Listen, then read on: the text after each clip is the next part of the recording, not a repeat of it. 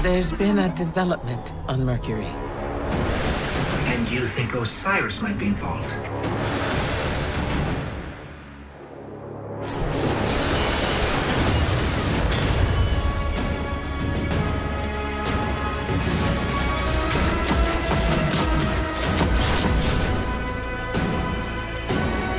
I predicted many things, but I never saw you.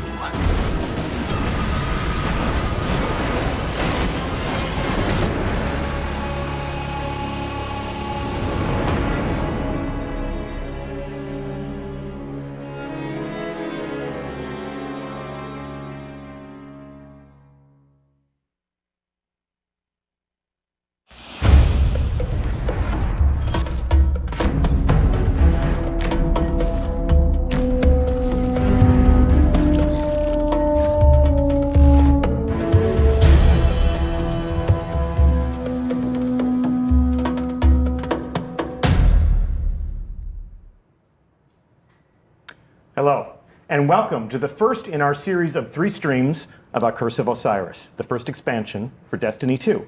I'm Deej from Bungie, and I will be your host for today's conversation and playthrough. And I'm joined on the couch in the hot seats by 2 of the 4 developers that I'll be introducing you to today.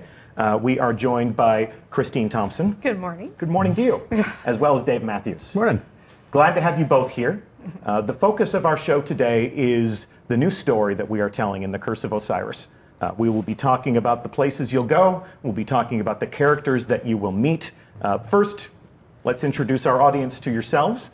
Christine, talk to us about what you do at Bungie and what was your contribution to this expansion. I started as a writer at Bungie a couple years ago. I worked on live events, Rise of Iron, the Destiny 2 campaign. For Curse of Osiris, I am the narrative lead, which means I am coordinating all of the teams working on the story of Curse of Osiris. I work with the writers, our narrative designers, audio, cinematics, and work with Dave and Dan Miller, our design director, and put it all together and make the story. So that's a unified approach all the way from the major themes of the story that we're telling all the way down to the flavor text that goes on a weapon. Everything. And Dave? Yes. Morning. Morning. Talk to me about how long you've been at Bungie, what you've been doing since you joined us, and what was your contribution to what we're about to take a look at. So I've been at Bungie for about 8.5 years. When I first joined, I used to work with the characters and hard surface teams, so weapons, vehicles, all the combatants, as well as all the gear that you had. And as time has progressed, I've worn a few other different hats, including creating large spectacle moments throughout the game. And in Curse of Osiris, I'm acting as the art director. Awesome. Well, with those introductions on record, we'd like to introduce you to some of the characters that you will meet in Curse of Osiris. Spoiler alert, if you have not finished the Destiny 1 campaign, we will be discussing some of those details throughout the course of this conversation. And if you want to start playing this expansion unaware and completely ready to discover new things, you will be learning some things about what we have in store for you. So it won't hurt our feelings at all if you evacuate the stream right now and join us in the game on December 5th. Yep, hear no evil, see no evil.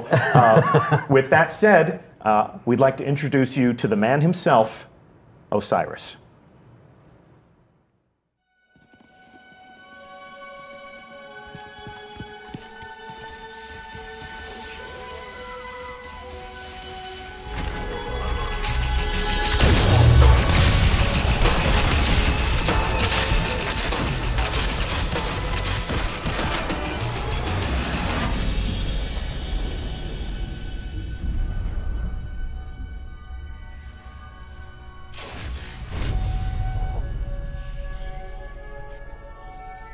Ominous rocks, killer robots, people in mortal danger. Seriously, aren't you tired of this? Fatigue is a distraction from our purpose, as are complaints. Oh, I haven't begun to complain yet. Ouch! Ugh! Now I'm complaining. Focus, Sagira.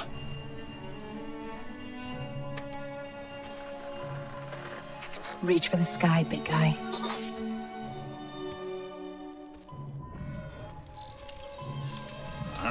La facel! Need help? Again? I've got it, thank you.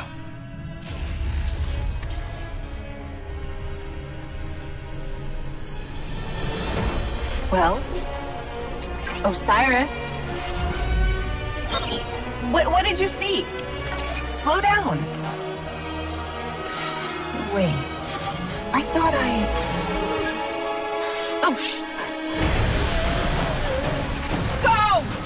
To your left! 2 o'clock! Medium range! You're welcome!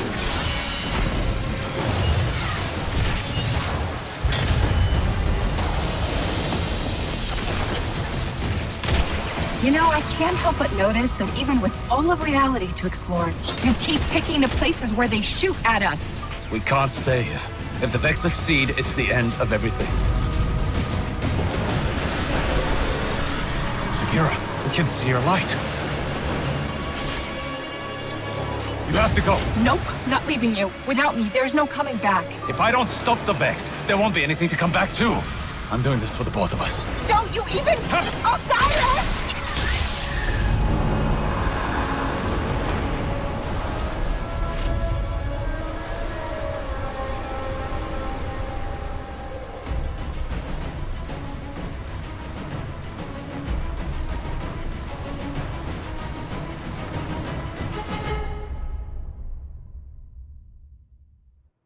So there's a preview of some of the cinematic content that we'll see in Curse of Osiris. Just a couple of comments from our chat right now. Osiris has a fidget cube. Osiris has a named ghost. Osiris has a named ghost. So he's a special guy. First question, point of order, why is Osiris in the Vault of Glass? Not technically the Vault of Glass. Okay. Osiris is in a place called the Infinite Forest, which we'll talk about more during this stream. It is a reality engine the Vex use to simulate all of the aspects of reality that they can touch, because they are looking for something specific. They are looking to brute force reality and find the thing they want. And Osiris is there looking for it too. Pretty lucky. Yeah. Yeah, imagine if we could do that. We could take a look at all of our eventual realities. And pick out the one you want. And pick out the one you want. Like, no, don't major in that. He's traveling through the Infinite Forest. We will take a look at the Infinite Forest on this stream, but probably experience it from a gameplay perspective on the next stream when we talk about new activities. Talk to me about the story that we're telling, though. What are the main themes of this narrative? I mean, when we first started talking about what we wanted the expansion to be, we wanted a mystery, we wanted adventure, we wanted something that would take you from planet to planet. We also wanted to start digging into some of the questions in the lore that have been there that players want to know about, like, who is Osiris? This is a name you know from Destiny 1 and the Trials of Osiris and Grimoire cards, but you don't really know about who he is or why he does what he does or where he's been. And also the Vex, we've had a lot of hints about the Vex having some sort of greater plan, but what is it? What do they want? And what's the timeline for Curse of Osiris? When does all of this take place? This is, okay, spoilers for D2. We won the Red War.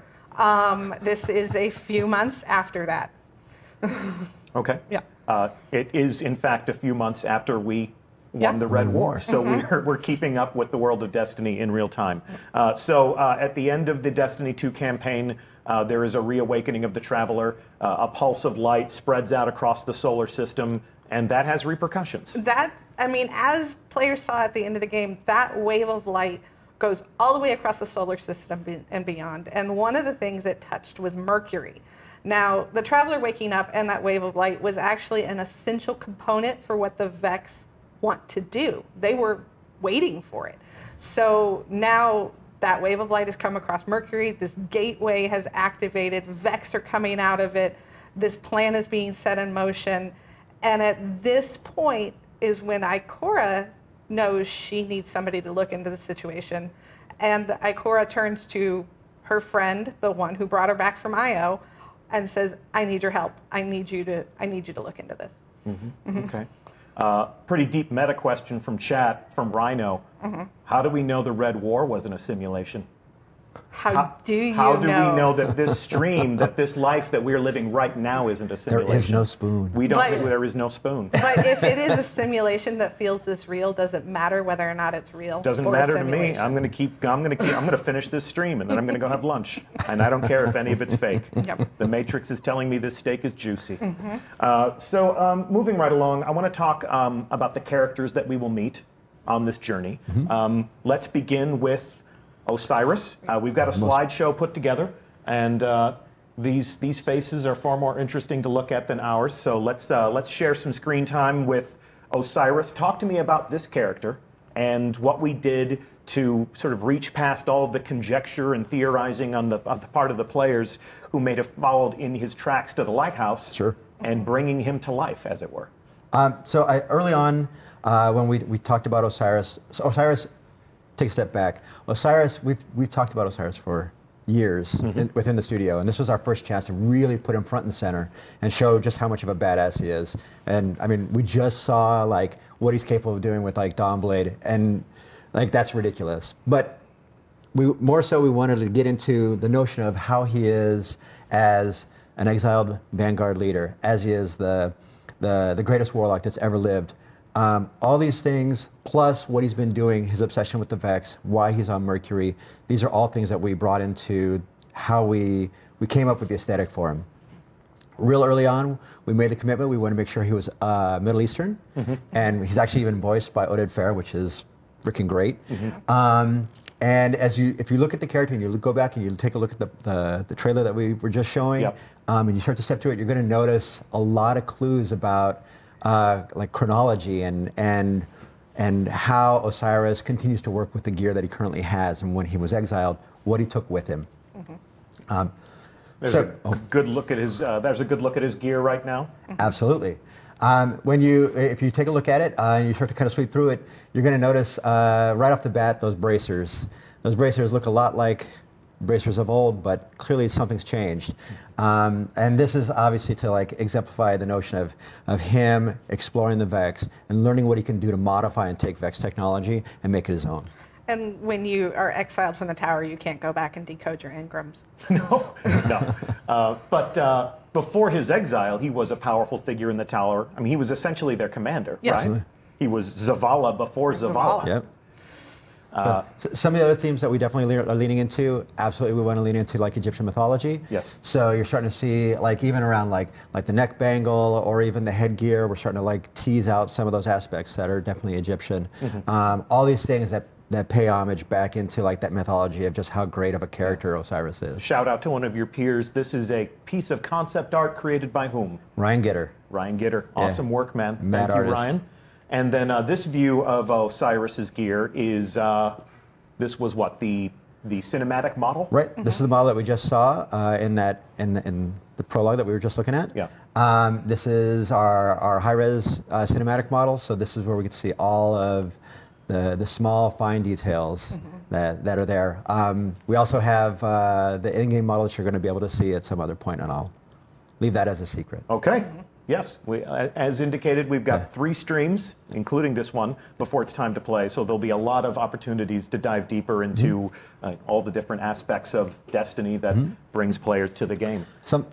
I was going to say, perfect timing. Perfect segue. So one of the other things that's also great about being able to take Osiris and pull him out of the tower and then have him be exiled and move forward is his ghost and what his ghost looks like. So this is Sagira. Yes. I don't want to steal Christine's thunder because this is a really special moment for us. So I'm going to let Christine talk about Sagira. Super, super excited about Sagira. She is the first ghost that you hear in the franchise other than the player's ghost. Yes. She's the first female ghost. She's got a name. She's got opinions. She has a lot of opinions. She sometimes thinks the Guardians, including Osiris, take themselves too seriously. No. So it is a lot of fun looking at the world through her eyes. And when we reach Sagira in our timeline as players, she has been, as we saw at the end of that prologue, sort of lost. Yes. And we mentioned that Oded Fehr plays Osiris. Who is the voice of Sagira? Marina Baccarin. from Firefly, from Firefly, and Gotham, and Gotham, Homeland, and Deadpool. Deadpool, and everything. awesome, awesome talent to bring into the story. And this image comes from what? This is one of the shots that we are previs for some of the prologue, and as you start to look at her, like we really wanted to pull out some of those sassy aspects of the character and bring that into the visuals. Yep. So you'll see her not only as the shell itself, but then also in her performance and how she interacts with Osiris. Can 1245 says another Firefly star. Bungie's got a Firefly fetish. We're trying to collect them. We're basically It's like collecting trading cards. every cast. We're getting close. Osiris was once a teacher, a mentor, a commander in the tower, and Osiris's favorite pupil, teacher's pet. Ikora Ray. Yes, my own favorite vanguard, Ikora Ray, makes a return to this story. From an art direction standpoint, you haven't iterated on perfection. Nope. Her armor and her character is as we remember it. Right. The only thing that we've done is, as we start to see a little bit more as the story unfolds, we want to make sure that her performance shows a little bit more of the softer side of her. And I'm sure Christine is happy to talk about that. I'm happy. You know, Ikora, her last Fender performance at the end of the D2 campaign, she says, if losing my light was a test, I think I failed. So now that the Traveler is awake and she has her light back, as do all the Guardians, I want to put that one to rest. She is starting to explore what she needs to be and what she needs to be to become better. And part of that is exploring who she is besides just a weapon, besides just a Guardian, besides just a leader. And that's exploring who she is as a human. And that means having a friend. She hasn't had a lot of friends. She hasn't had a lot of people she can trust. But the player is one of those people. Nice. Yeah. And if Ikora had a favorite pupil, he's also got, well, maybe not a favorite follower. I don't even know if Osiris knows he has followers. He knows, but, you know, he doesn't like the celebrity aspect. Okay. We've seen Brother Vance before.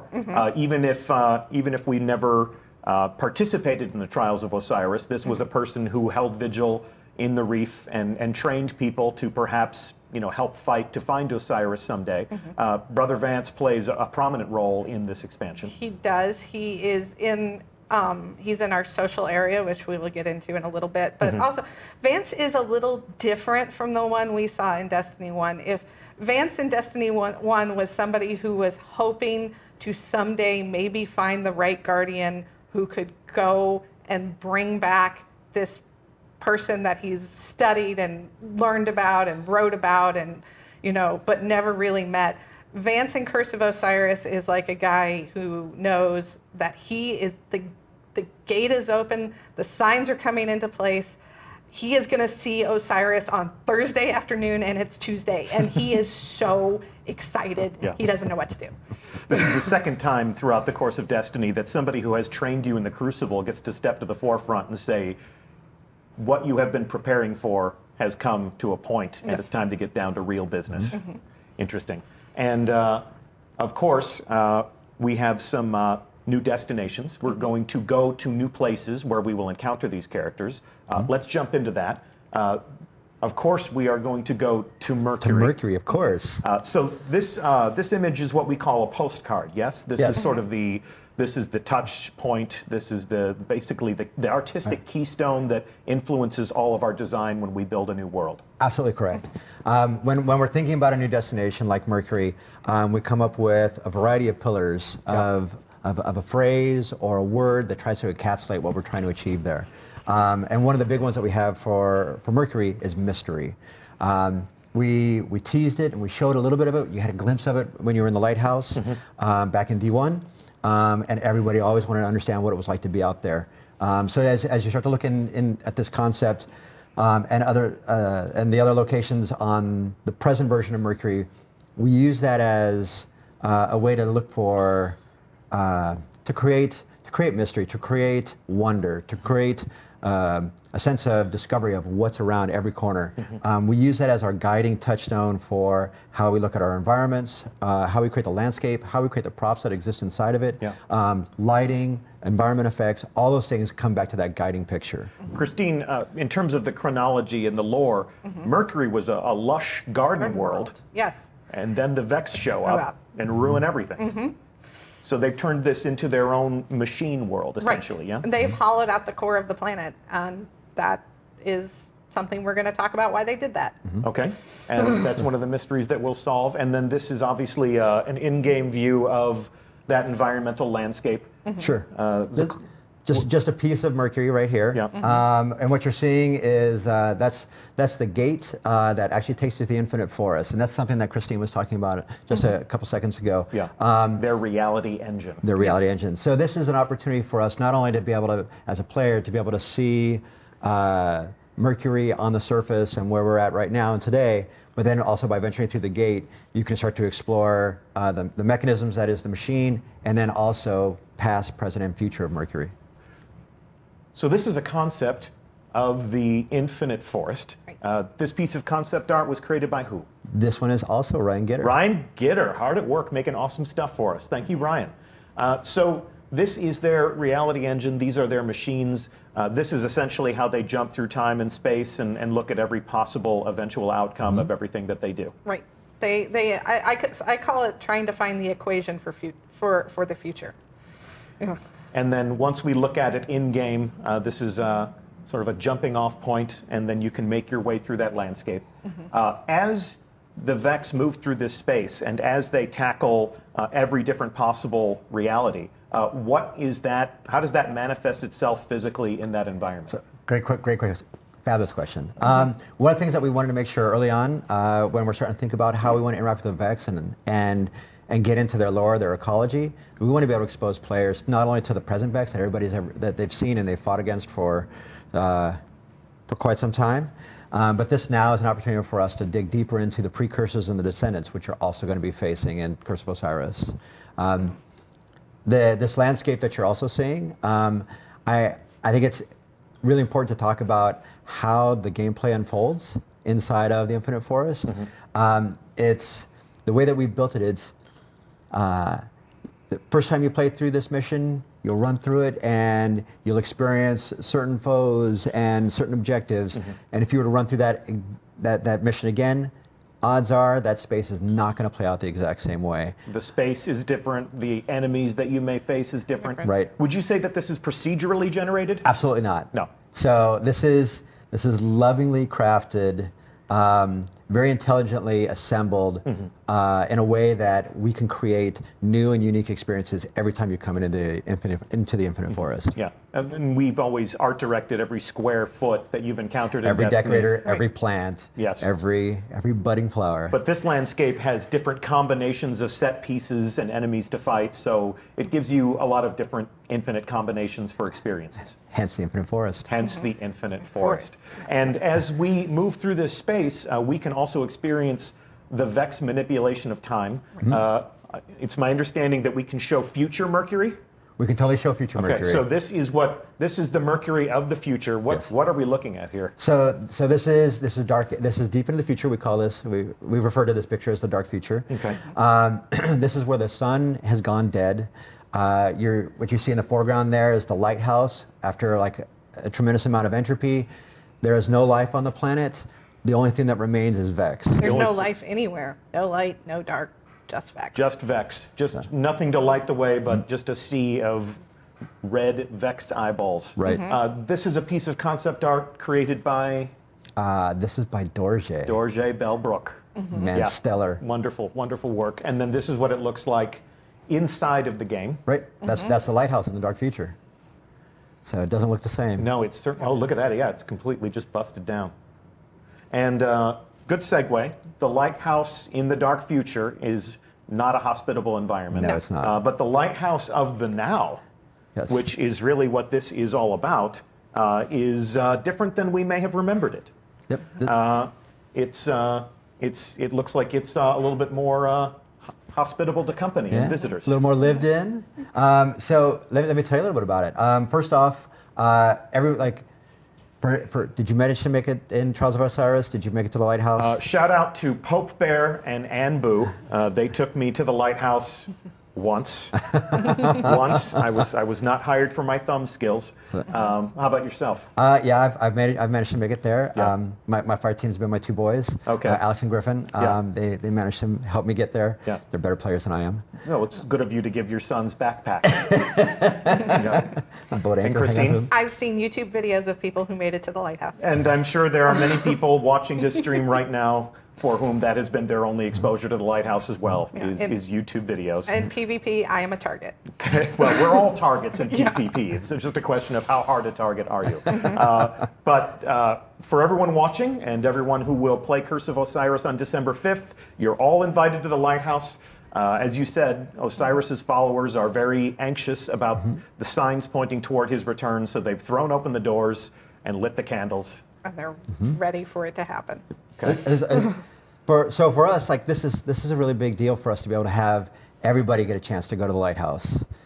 This is an opportunity for us to pay off what people have only dreamed about going to. I want to call out real quick that this is the space that you're going to be able to start a lot of quests. This acts as like the hub for most of Mercury. Okay. You're going to start a lot of your missions here. You're going to want to kind of resolve some of your missions here. There's a lot of mysteries within the lighthouse for you to explore. And there's a few people for you to interact with. Well, I have a controller in my hands, so let's go there now, shall we? Let's do it. Yep. All right. We break net live, and we are going to the lighthouse, and here we are. So as you can see, if you've been to the lighthouse before, it is a changed environment. A little friendlier, you can't fall to your death. That's very kind of you. Yeah. We've kicked out some carpets, we've lit some candles, and this is a functional space. I am armed with a weapon, but I mean this gentleman no harm. The scent of ozone. Come closer, warlock. So much like our interaction with other in-destination vendors, Brother Vance has assumed a functional role as somebody who will guide us and reward us. Absolutely. He sits within the lighthouse, much like Failsafe, and Devram. Yes, and others. And there you go. And this will be an opportunity for you not only to learn a little bit more about Vance, but then also how Vance sees Osiris and his eagerness for his return. And we can see here that Vance has his own engram. Yep. And the levels have been raised. The levels have been raised. Player level is up, we're bringing it up to 25. Okay. And your light level will go to 330 as a soft, and 335 if you got your mods. Okay. Very good. And we will be taking a look at all of the gear that you'll be able to pull out of this engram in the third stream in the series. Although, for the time being, I figure there's no harm in me showing off the Warlock gear that you'll be able to add to your collection. And this dresses me up as a proper follower in the Order of Osiris. I'm looking Egyptian and badass myself right now. And just to take in a little bit more of the space here, we can see that Brother Vance is very much the scholar, very much the seeker, if you will. A little obsessed. Just a little. Or a lot. We prefer the term captivated. Yes. And the entire space has been redressed. We want to make sure that we want to tell that story visually as well, that not only has Vance come back, but then other followers of Osiris have started to come back as well. Yes, we got a gathering of his followers right here. And these two fellows right here, near and dear to my heart. Look at that, they're exos. Looking mean fellows. This is a place of study, this is a place of learning. These guys have more books than the speaker. Is that too soon? Maybe. So the gate there is live. We will go through there in just a moment, but there's more to look at here in this space. Sure. As I move through slowly and deliberately, like a cinematographer. Here's something I'd like for you to tell me a little bit about Dave, but I think when we have Dan Miller, the game director for Curse of Osiris, in the hot seat next week, I think he can give us a little bit more context what is this installation right here? So this is basically a tracker or a history marker for some of the optional activities that you're going to be able to have as a player at the end of campaign. Okay. If you actually look at your hand cannon that you got it in your hand right now, Yep. That's actually one of the destination themed weapons. That is like basically the notion is older weapons that Osiris has grabbed, taken, and modified using Vex technology. Yeah. You actually have an opportunity to go and adventure for the ability to forge these types of weapons. Okay. And that object that you're looking at right now, that actually shows you the markers of all the different ones that you've been able to create to date. Yeah, so we've got a couple of glyphs or runes or some sort of holograms here that are active, and each of those nodes represents a different weapon? Absolutely does. And I will acquire these throughout the campaign, after the campaign? How does after this the work? campaign, and it's all optional quests that you can do as a player. And so each one is represented by a quest? Yes. And I can see here that you seem to have hacked into some Vex technology and wired it into this installation over here. Yep, we call that the forge. That's actually where you'll take all your elements and you bring them together and you're able to forge these weapons. Look at that, we're worse than the Fallen. Okay. And then as we move over here, we can see that, as always, the lighthouse has a lovely view. And you'd mentioned before that there's always been a player curiosity to leave the confines of this space. What's on the surface, and yeah. explore See what's out beyond. there. See what's out there. So this is a good opportunity to satisfy that curiosity. Destiny has always been about exploring. We should go through the gate. We should go through the gate. Here we go. So we're going to see what's on the other side. And here we go. We are going to visit Mercury for the first time. Welcome to Mercury. As you can see, I have a fire team waiting for me. Right here, we have a Titan dressed similarly in some fabulous... This is our destination theme gear. Okay, so this is the gear that I'll earn by playing the campaign and being a willing combatant, and then... And there's my favorite. I play Hunter. Oh yeah, we playing favorites now? Well, then we have to have another warlock. I'm all the warlock you need today. So they know the rules. If I'm going to sit in the chair and hold a controller, I get to be the warlock. All right. So this is our public space. So this is the space that exists in the present time. This is where public events will occur, lost sectors, all the things that people have loved to find and explore on EDZ and other places inside of Destiny 2. We offer all the exact same things on Mercury as well. Okay. And I can see that the Cabal are paying us a visit. What's Mercury is the closest planet to the Almighty, and there are survivors after the Guardian went and kind of wrecked the place. Yeah. So they have come to Mercury. All right, let's see what else is on Mercury. Gentlemen, if you'd lead the way and take us on a walking or perhaps even shooting tour of the environment. It is a bit of a hot zone, so be careful. All right, weapons hot, fangs out. You are green to engage. Let's see what they got. Yeah, like as you promised, we got some Cabal stragglers through here. You'd mentioned that we're going to find all the things that make a Destiny destination what it is. You'd mentioned lost sectors. Obviously there are chests that we can open up. Public events. Public events. We have this is a pretty big deal for us as well. We have a bespoke public event. It is handcrafted for the space and integrated into the public space. Okay. A rather big public event, from what I've heard. It's our largest to date.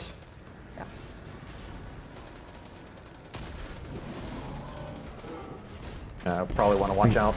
Yeah, watch out for that Vex Milk. Radiolarian fluid, please. Yes, come on, come on. You're sitting next to your narrative. You got to be on point here, man.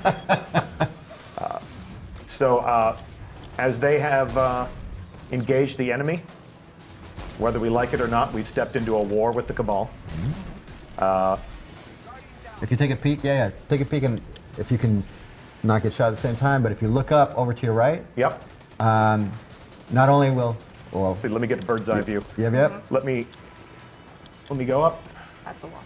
There you go. Keep me safe up here, boys. I'm trying to lead a tour group. So not only are we this is again right after the campaign of D2. Yep. So the Almighty is out there in the horizon. Yep. And then if you look up there, that is actually the lighthouse. Yeah, we can see the lighthouse from the outside for the first time. And then very close proximity to our sun. And what remains of the Almighty is still in the skybox. Yep. All right, cool. Great opportunity to get a tan. Yes, exactly. Or get burnt to a crisp. So I'm going to jump down here. We will continue our reconnoiter. I'll let my buddies take point, as I always do. So what you're starting to approach now, that's the gate that allows you to enter the Infinite Forest. Okay. And ultimately explore all the different times that have the capstones to the past, present, and the future. Awesome. And you'd mentioned the lost sectors before, but in keeping with the themes of mystery, my understanding is that you're not necessarily marking those on the map. We're not going to show them on the map until after your campaign is all complete, and give you an opportunity to find them all on your own without any assistance. This is usually how I enjoy PvP, through the grace of my fire team. Thanks, guys. There we go. I'll help. I helped. Oh, we got a man. Oh, we got 2 down. Need a respawn. Don't wipe. There we go. All right, let's move along. I'm going to speed through this environment. We're going to go up to the gate to the Infinite Forest.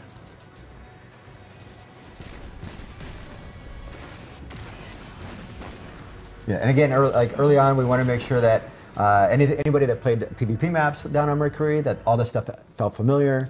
And if you harken back even to Black Garden days, some of the statues and things like that, we want to pull that idea and those concepts forward, and make this place feel familiar, yet unique and full of mystery. All right.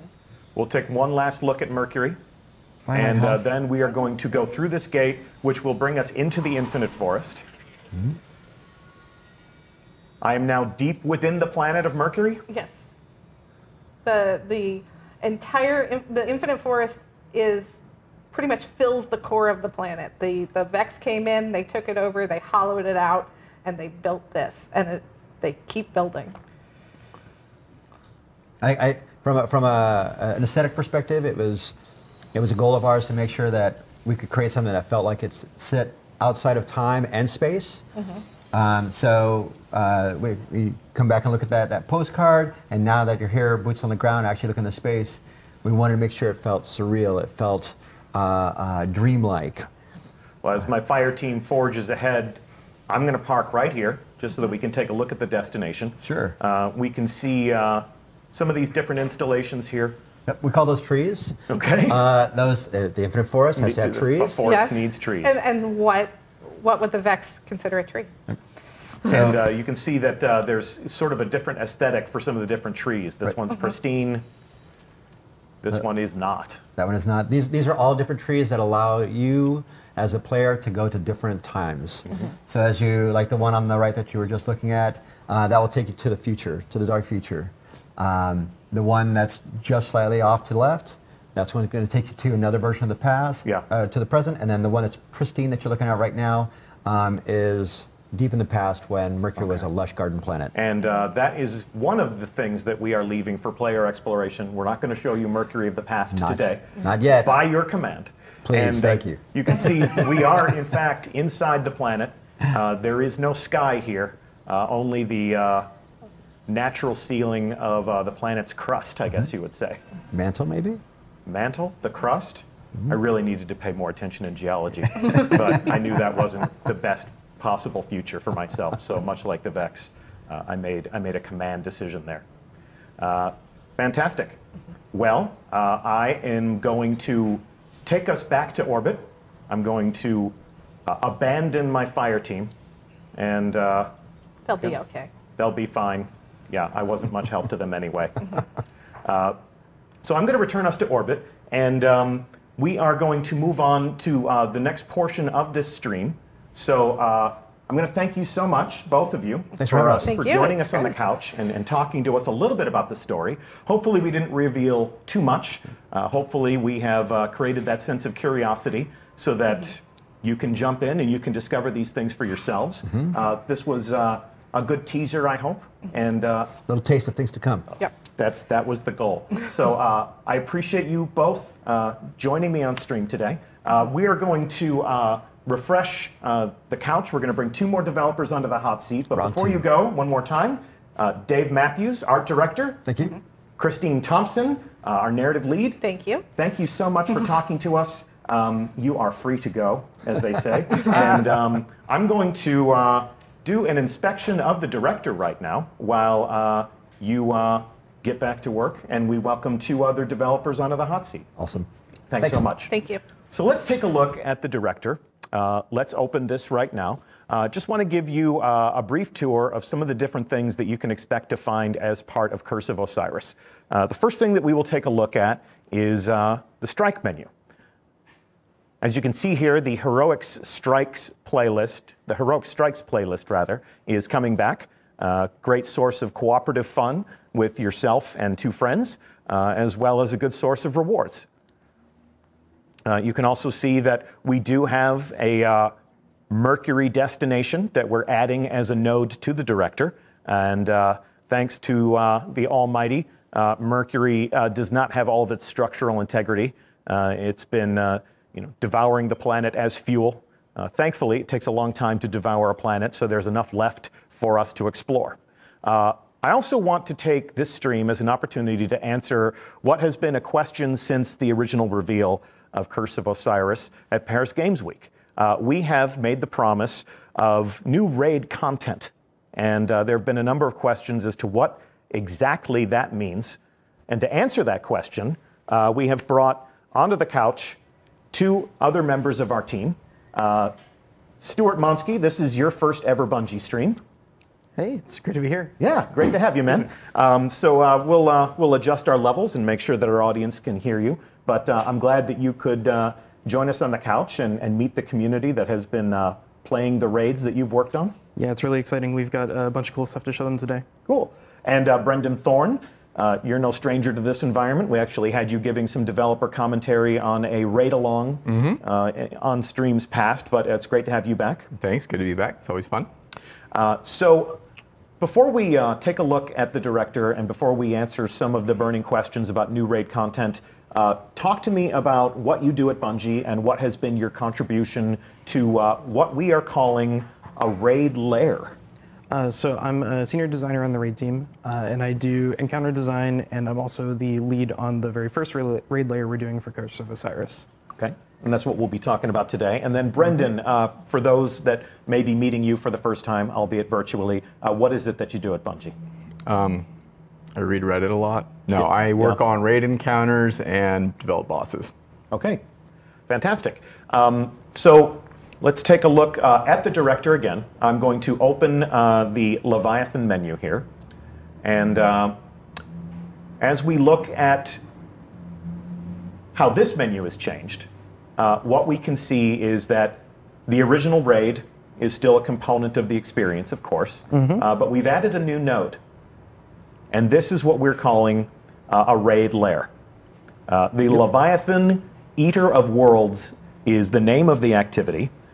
If you could, summarize for me, what is a raid lair? A raid lair is a brand new 6-player raid activity.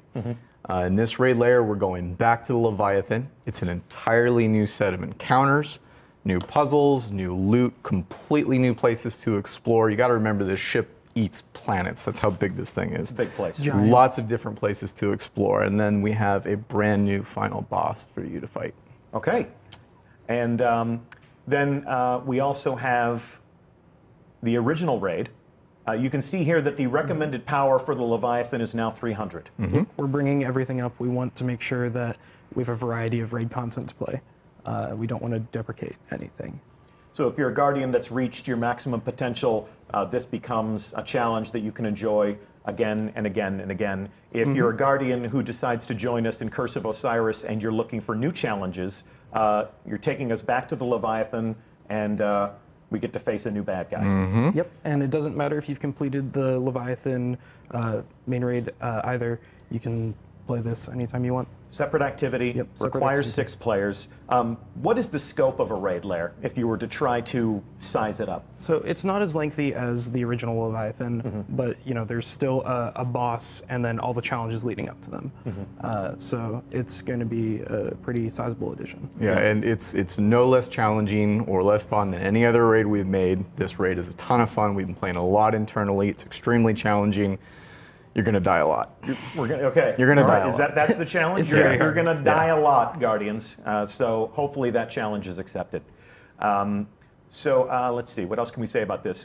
We guide the Leviathan. We will also guide the raid lair. With your permission, I'm going to launch this activity. Let's do it. Sneak peek. All right. We'll take a look at that. Before we go down, if we survive after dying a lot, what are we going to earn? New armor, new weapons, new cosmetics, all at a higher light level.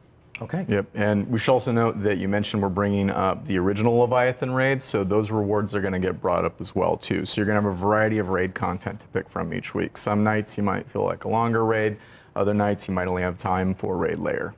Gotcha. Okay. And then let's see. Will there be a prestige mode for the raid lair? We're going to have a prestige mode. It's brutal. The sandbox difficulty is way up. Yeah. Yeah, very- you're going to very die hard. a lot. You're going to die a lot. Okay. So talk to me about what motivated the team. Actually, let's come back and I want to take a look at this one more time because there actually is something that I failed to call out here. Let's take a look at the menu one more time. What motivated us to handle raid encounters like this? Well, we wanted to make more raids, number one. We enjoy raiding the whole team raids together. We wanted more stuff to do. Yep. And we thought we could make a whole bunch of new encounters, new mechanics, new puzzles for people. We wanted to make new bosses. Okay. Yeah, it comes down to variety. We wanted a variety of encounters, like more puzzly raids, more sandbox-focused raids, and we also wanted to have variety in the amount of time commitment because, like you were mentioning earlier, sometimes it's hard to get a full group of 6 people together for 3 hours or so, or however long. In the first year of Destiny, ever since the first year of Destiny, we've seen one major raid a year. Yep. But in the first year of Destiny, we obviously had the Vault of Glass, and then in the first expansion, The Dark Below, we had Crota's End, and then in the House of Wolves, we had Prison Builders, but no raid. Raid, which was an interesting moment. With this, I can see that we have a node here that's blank. What are you going to fill that with? That's, excuse me, that's going to be the second raid layer, and it's going to be an expansion too. Okay, so we will have an additional raid layer added to the game with expansion 2. We're forecasting that for spring, if you're keeping track. This enables us to create content that raiders can enjoy more frequently, like you said, giving them more variety of activity and making sure that we are satisfying that urge, satisfying that that hunger for challenge and dying a lot more frequently. Okay, so as promised, we're going to launch this activity. So we now take you back to the Leviathan. If you're a hardcore raider that wants to go in blind, again, spoiler alert, I'm not going to show you how to play this raid, but I'll give you some sense of the first steps that you might take in this activity. And you guys, have you been play testing this activity with Team Velveeta? Oh yeah, Yes. Team Velveeta they are the best of the best we have at Bungie, and we use them sort of as our metric. They're a lot better than the raid team. Yep. So we try to balance around. Better than some of us. Yeah, I suck. So here we are. If you're a hardcore raider in Destiny, this environment is not strange to you. We are aboard the Leviathan in orbit around Nessus, and this planet-devouring machine, this space-faring killer of worlds, is a big place. Yeah. Takes a big place, takes a big ship to eat a planet. Yeah, and so far we've only been to the palace on the top of the ship, and this thing eats planets. There's a lot of different places that we can go, and so we thought, hey, let's go back to Leviathan. We've got more stories to tell. We have totally new places to go. Yeah. So we're going to go somewhere else this time. Yeah, you still haven't been down below. You've seen a little bit under the city, but that ship is massive. Into the belly of the beast, as it were? Yes, the original name for it before we named an achievement that. Okay, so now we are going to investigate the Eater of Worlds. In the original raid in Destiny 2, we did this ascent, and where are we going this time? You're going down. Yep. Down into the belly, like you said. So we don't want to show too much. We can maybe take them in the door, but all right, not too much further than that. But in the immortal words of Kevin Flynn, that is a big door. And I'm going to park it right here. So this is, if you are a raider and if you are ready for new challenges, this is what awaits you. You'll open this door, you'll descend into a brand new raid lair, and we'll see what awaits them. Will you guys be piling into our theater to watch as people undertake this for the first time? Always. Yeah, it's a party every time we do it. Yeah, it's great. We love it. When will this go live? Will this be live to the first fire team that can finish the campaign and dive in, or are we going to illuminate a starting line? It's going to be a starting line. As always, we want to treat the competition with respect. So we'll shoot the starting pistol, we'll spectate, we'll cheer for the winners. Yep. All right. It'll be shortly after DLC launch. I think we'll talk about the exact date later. Okay. When we're ready to tell you about the exact date, we'll set those expectations. We'll give everyone an opportunity to fire team up, get prepared, and rush out there in an attempt to grab the trophy and win some glory for themselves. Anything else you want to tell our community about the raid lairs?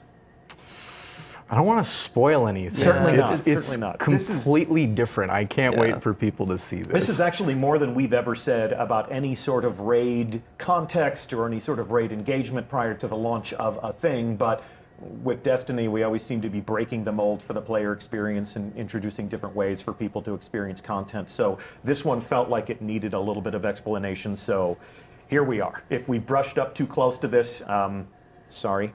We did invite people to evacuate the stream, but you know, we wanted to satisfy the curiosity as to what raid lair. That is lair, not lair. That is L-A-I-R. That's a question that was asked right now in chat. I'm not being pedantic. That is a raid lair, similar to a dungeon or a realm or place where a boss lives. Get a out boss's of my house. lair. Yes, yes.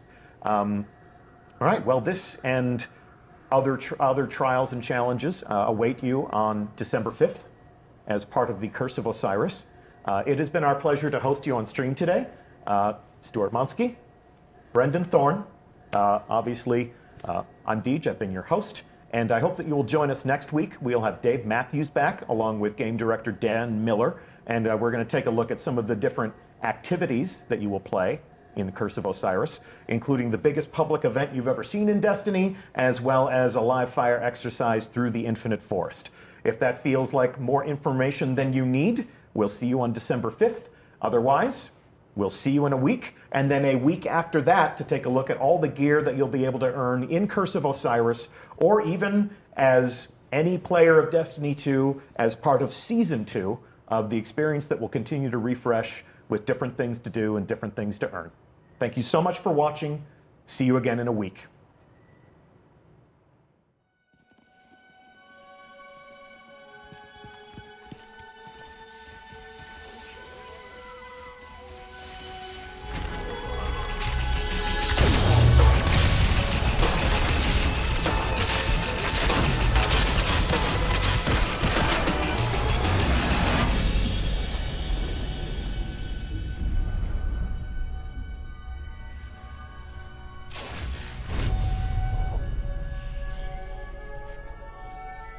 Ominous rocks, killer robots, people in mortal danger.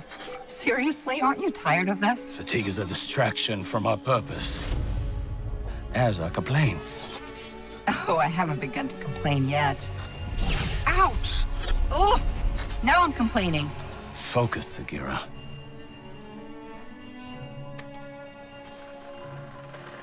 Reach for the sky, big guy.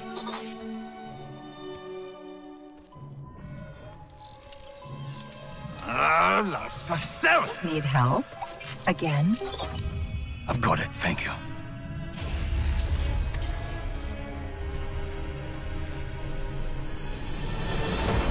Well, Osiris. What did you see? Slow down. Wait. I thought Oh, Go! To your left! 2 o'clock! Medium range! You're welcome!